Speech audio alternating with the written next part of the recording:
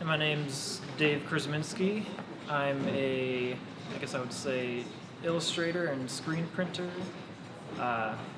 Most of my artwork concentrates right now with working with black and white pen and ink drawings.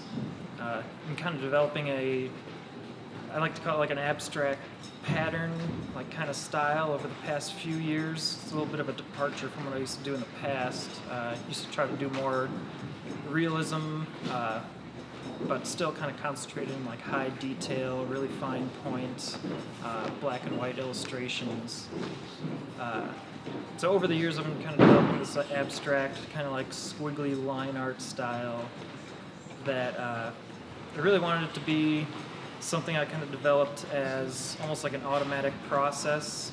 I kind of like started off as like kind of just doodling, messing around in a sketchbook, and I realized if I kind of blew it up to larger scale, it could really turn into something that is really about like the high detail.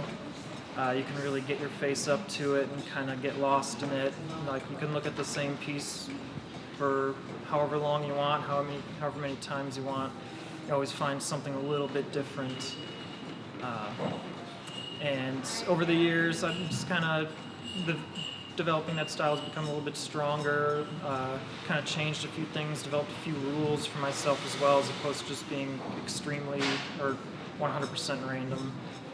And now I've been kind of putting that abstract style into patterns as well, just because I kind of started getting interested in high contrast patterns that really play with your eye, that form like almost like an illusion, and sometimes the abstract drawings would do that themselves when I was just kind of working off of no pattern at all. So I figured if I incorporate the two, it can really turn into something interesting. It like looks like one thing far away, looks like the pattern, get a little bit closer, you see that this rigid, really constructed pattern is made out of just random lines that are just kind of all over the place.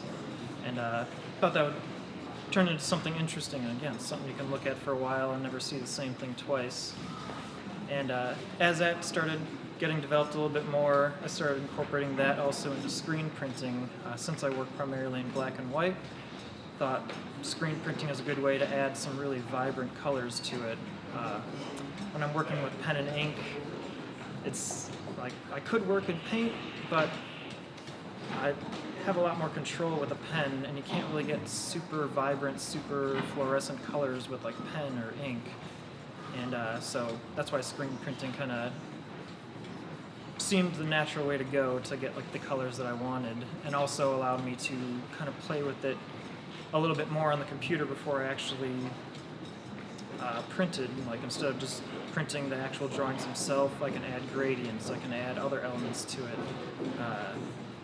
add patterns that would be excruciating to draw by hand, but then incorporate my hand drawings into them. And so that's kind of the path I've been going, is black and white drawings and also screen printing from those drawings as well.